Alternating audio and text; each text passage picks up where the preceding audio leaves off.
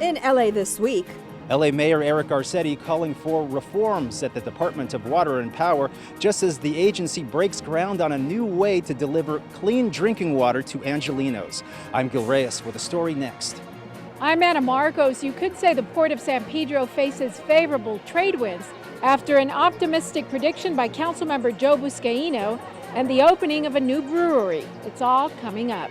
And Buscaino's predictions will soon become reality as a new public development takes shape right here at the San Pedro Harbor. I'm Rasha Goel, and that story's up next.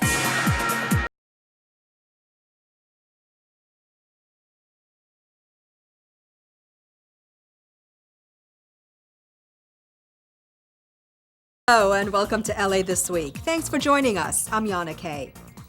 The LA City Attorney's Office warns of a growing crime targeting customers at the ATM. Gil Reyes has more on what's being called shoulder surfing. Gil. Yes, Yana, authorities say anyone can fall victim to this scam if they don't notice that the person behind them may be watching them closely. Beware when retrieving cash from the ATM. The person behind you could be memorizing your PIN. Well, now that I'm aware of it, I'll be more careful, but I'm usually aware of my surroundings. Here's the tricky part. Even after leaving with your money and debit card, certain ATMs, like Bank of America's, keep you logged onto the computer system for several seconds, unless you log out. Crooks can swoop in and steal your money by entering the PIN they memorized while looking over your shoulder. And the victim doesn't even know it happened until it's too late. That's shoulder surfing. We believe it's an increasingly prevalent practice. LA City Attorney Mike Feuer has filed criminal charges against 2 suspected shoulder surfers working as a team to target B of A customers in Tarzana. These are the first criminal charges for shoulder surfing in the city of LA, but authorities say similar crimes have occurred in Hawthorne and other parts of our region. This is among the most important tips. Wait until the transaction is finished and you have logged out before you leave that ATM. For Bank of America customers, that means always hitting the "Know I'm Finished" icon before leaving. This will log you out. Other tips include checking for skimmers, suspicious-looking hidden cameras around the card slot, and always shielding your PIN number with your other hand when punching in the code. Yeah, it's a little concerning, especially, downtown where you're unfamiliar, but I've been lucky so far. Being aware of your surroundings can go a long way. In downtown LA, Gil Reyes for LA This Week. The suspects are Linnell Peterson and Seth Arnold. Peterson is charged in 2 separate incidents in Tarzana. While it's full steam ahead for the San Pedro waterfront, Councilmember Joe Buscaino made some fair weather predictions on the future of the Port of LA and then helped open its newest local brewery. Anna Marcos takes us there. 3, 2, 1. The new Brewery West at San Pedro's Crafted Marketplace had its soft opening the same day Councilmember Joe Buscaino rallied residents on the future of their waterfront. The message was clear. The new business is a sign of the seaworthiness of the waterfront's growing economy. This new destination will create a ripple effect that will transform and improve our local economy and bring new life and investment opportunities for everyone in this city. Buscaino himself enjoyed this new destination as much as anyone else.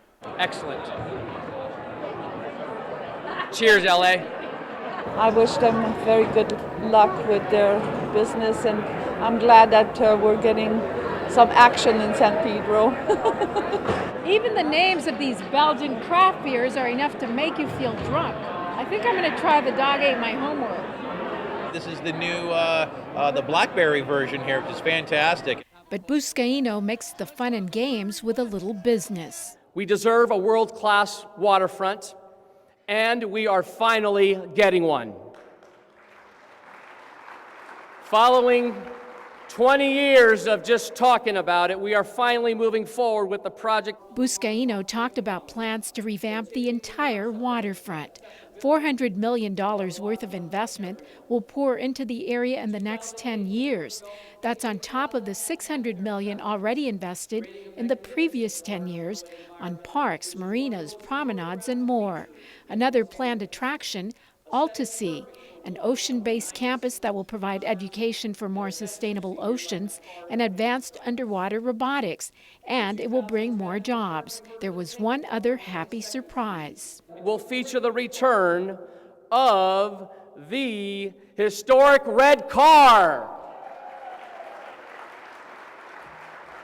It's a community that I personally have a great deal of faith in. It's a rare diamond in the rough. It seems more and more business merchants are jumping on board to turn the San Pedro waterfront into that shining gem. I'm Anna Marcos for LA This Week.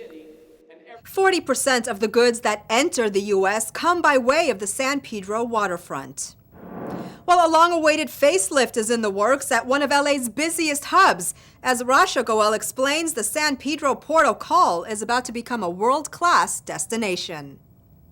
Yana, I'm here at the Ports of Call in San Pedro, where city officials and leaders recently unveiled and announced what will be called the new San Pedro Public Market.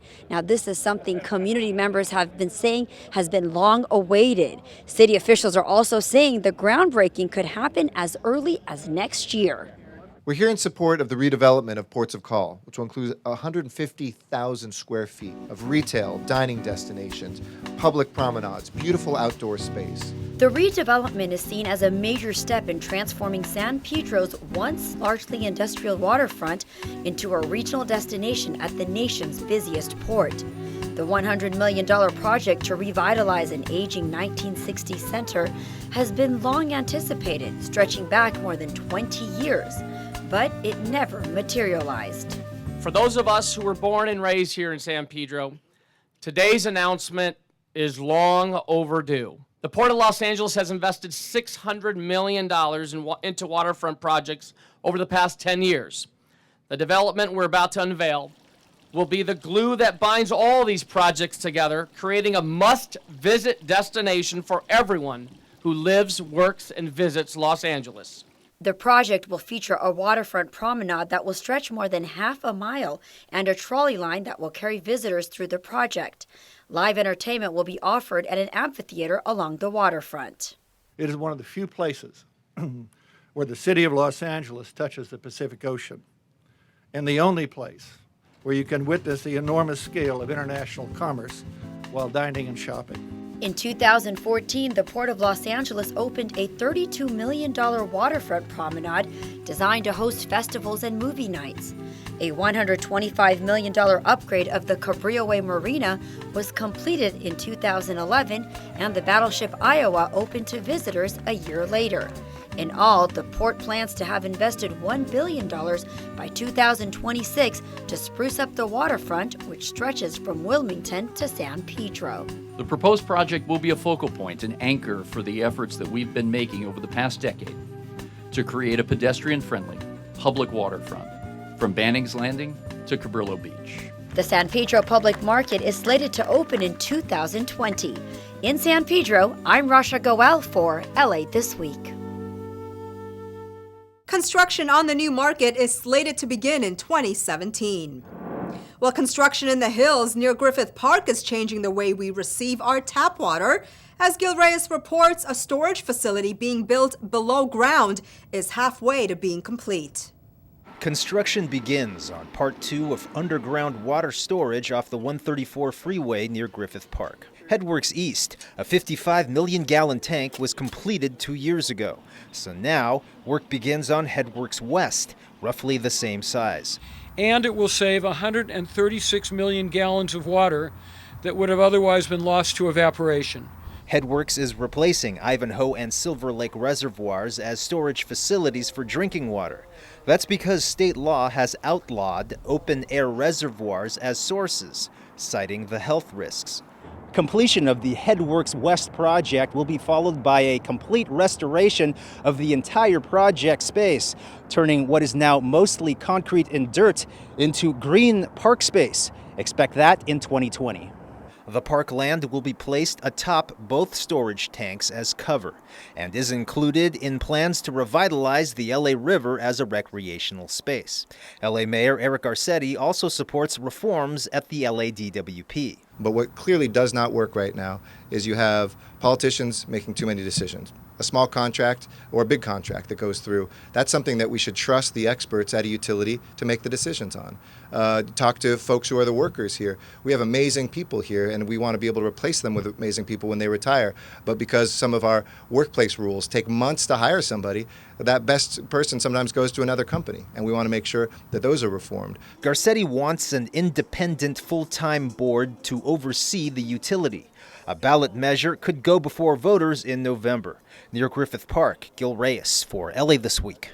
Now, both projects combined total $230 million. Well, a city council committee is also holding hearings on the possibility of such a ballot measure for the fall. Gil Reyes has more from City Hall. A motion to reform the troubled Department of Water and Power is introduced by Valley Councilman Felipe Fuentes. It hopefully will begin to increase oversight and transparency at the utility. It should hopefully limit political interference. It should also streamline the utility operations so that work can be done more quickly for less money. Fuentes presents the idea to the city's Rules and Elections Committee. His motion aims to restore public trust in the DWP, trust that's been eroded after a botched rollout of a new customer billing system. The mistake led to inaccurate bills and long customer wait times on the phone. A city audit last year also exposed questionable spending and no oversight at 2 DWP nonprofits. They are very good at what they do, but I think we could be better in how it is that we manage them. Fuentes' motion would create a full-time board to oversee the department. Mayor Eric Garcetti says he would support such a ballot measure. Garcetti says he should have the right as mayor to hire and fire DWP board members and the general manager. At the end of the day, we're elected. People elect us to make sure that the utility is working for them, and we can do that through leadership. City leaders want the public to voice their opinions on such a ballot measure before it's presented to voters, possibly in November. Gil Reyes for LA This Week. Unlike the mayor, Councilman Fuentes says DWP board members should not be vulnerable to hiring and firing from the city's elected leaders. Meanwhile, your LA DWP power and water bill may soon be going up.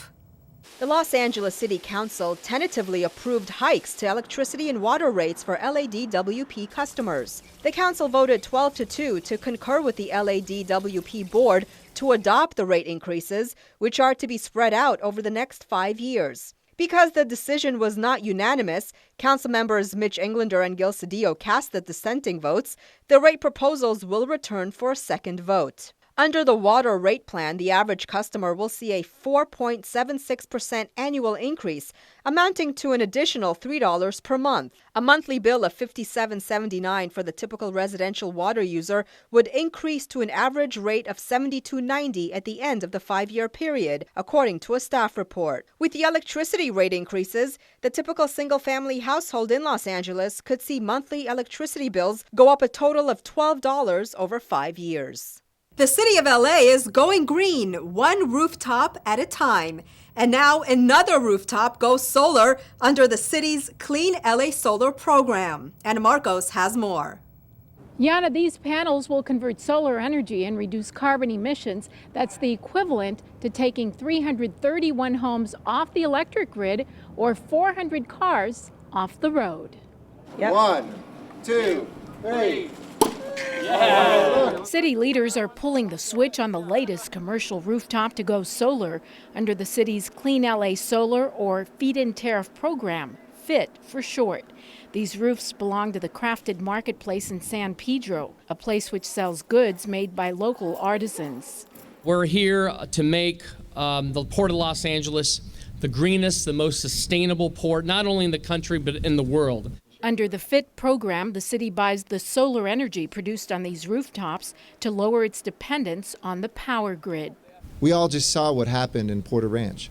We see the importance with the Aliso Canyon gas leak of making sure that we have distributed power and clean power, 100% green power. When we do this, it creates win-win solutions for all of us. So 150 megawatts translates to over 3,500 jobs. It generates more than $500 million in private investment. That's not government money, that's private investment.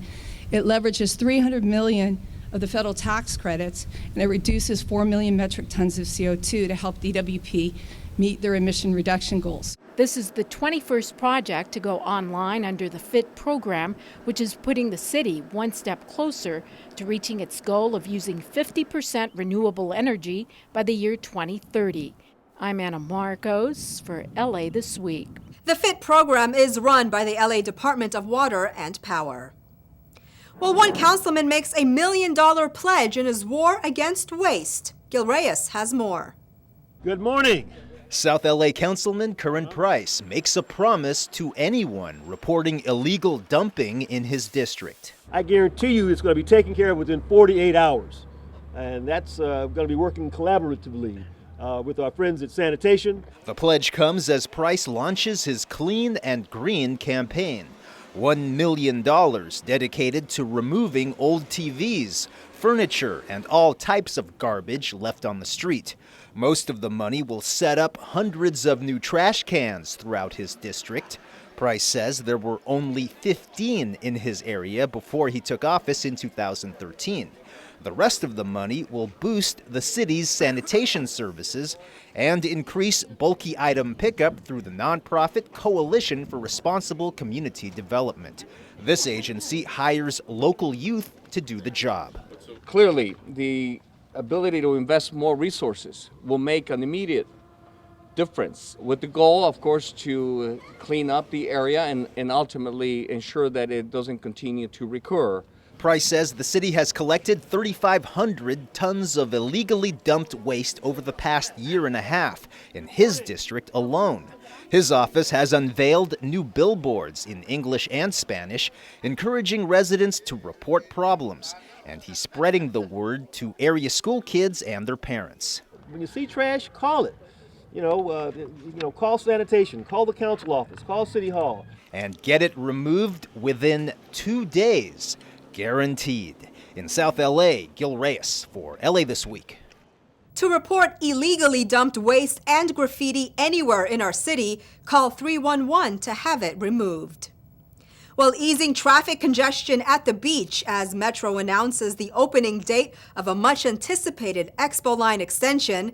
Mayor Eric Garcetti's Instagram pics help support 2 local organizations, and the LA Zoo hopes some new additions to their animal kingdom will lead to a growing family. All these stories and more in CityBeat.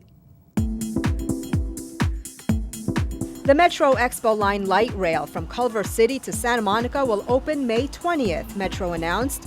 The 6.6-mile, $1.5 billion project will extend the Expo Line from its current terminal near Venice and Robertson Boulevards in Culver City to a station at Colorado Boulevard and 4th Street in downtown Santa Monica. The extension includes 7 new stations, including stops in Palms, West Los Angeles, and the area just north of Santa Monica College. When the extension is opened, the Expo Line will stretch from Santa Monica to downtown Los Angeles, ending at the 7th Street Metro Center station at 7th and Flower Streets. Riders at that station can connect with the blue, red, and purple lines, taking them to Long Beach, Union Station, North Hollywood, or the Mid-Wilshire area. City and Metro officials also announced the launch of a new express bus service that will provide a direct connection between North Hollywood and Pasadena, linking the San Fernando and San Gabriel valleys. The NoHo Pasadena Express, or Line 501, will operate 7 days a week. The express line's 6 stops pass through North Hollywood, Burbank, Glendale, and Pasadena, and will use the Ventura or 134 freeway's carpool lanes. Travel times across the entire length of the route are expected to be about 55 minutes at peak traffic times and 30 minutes during off-peak periods. Officials say Metro riders will get a more direct route between the 2 valleys and no longer have to take a detour to downtown Los Angeles. LA Mayor Eric Garcetti presented a $6,000 check to Photo Friends of the LA Library.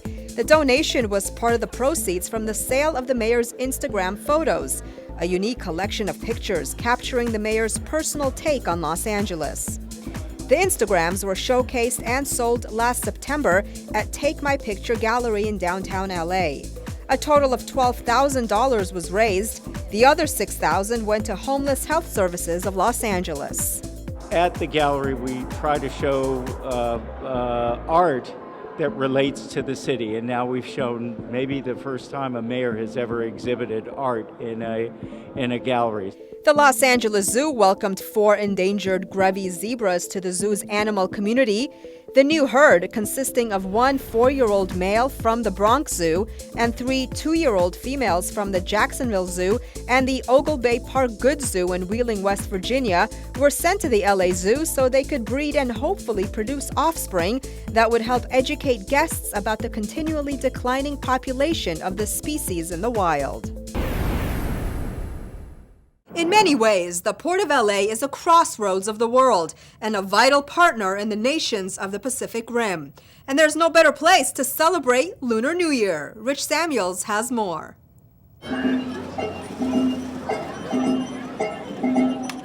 For the second year in a row, the Port of LA sponsored Lunar New Year Festival at Downtown Harbor, brought together family, fun, and entertainment in a grand celebration of this multicultural Asian tradition. These are all part of what we try to do to bring our community together. We invited more than 500,000 visitors to the waterfront last year, and we're on track to do even more this year. But our harbor department gives back to our community in many different ways, and this is simply one example. The event featured a wide range of family-friendly entertainment, arts and crafts, and a petting zoo. On stage, an international treat.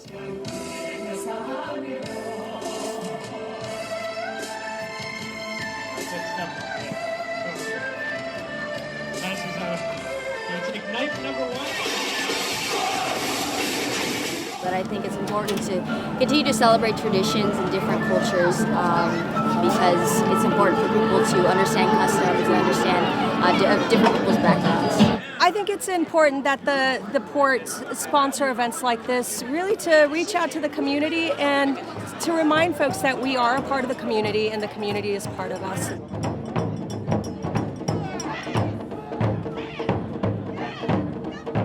The 2016 Lunar New Year Festival, this year it's the Year of the Monkey, stretched out into the night and ended with a crowd-pleasing fireworks finale.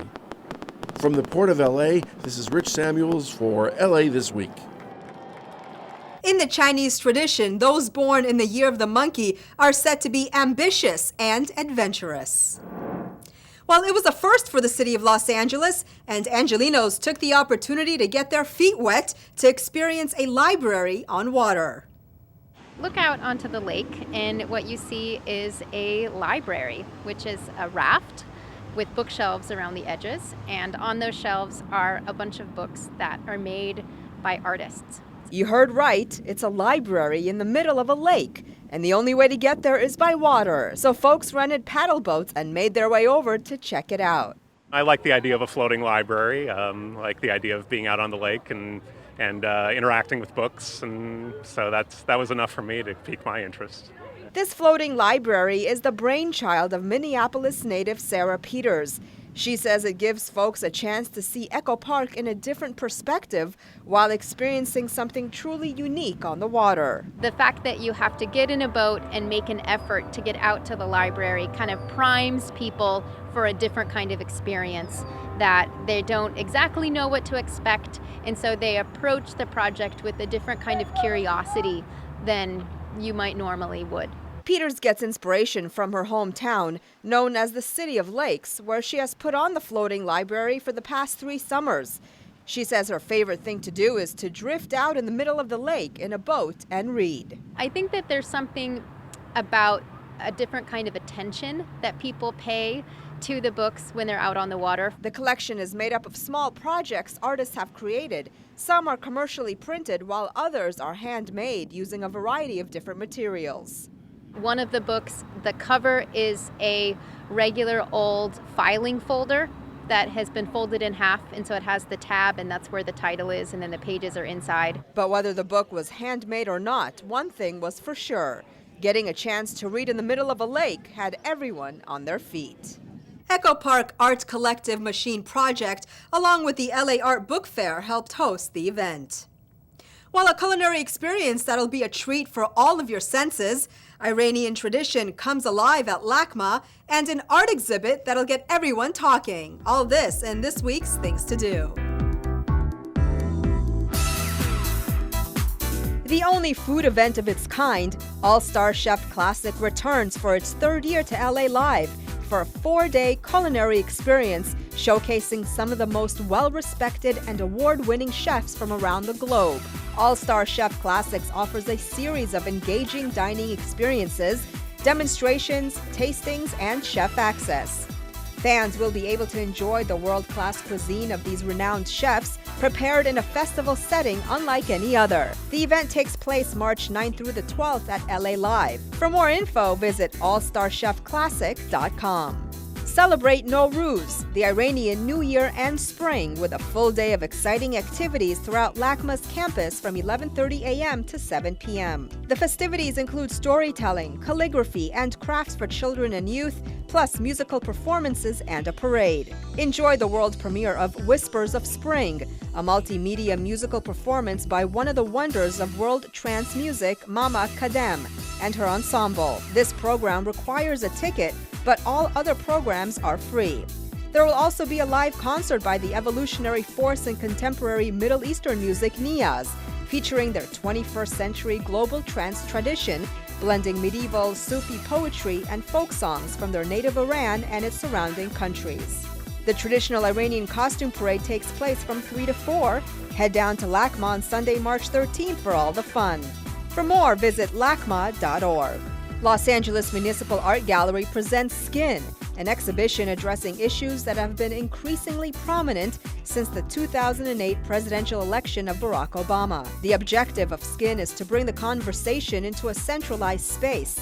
Skin examines the work of 36 contemporary artists, including Kara Walker, Ken Gonzalez-Day, and Ben Caldwell, who are inspiring dialogue about race and identity while challenging the very definitions. Through its thoughtful and thought-provoking content, Skin utilizes art as a vehicle to bring this important conversation to the fore.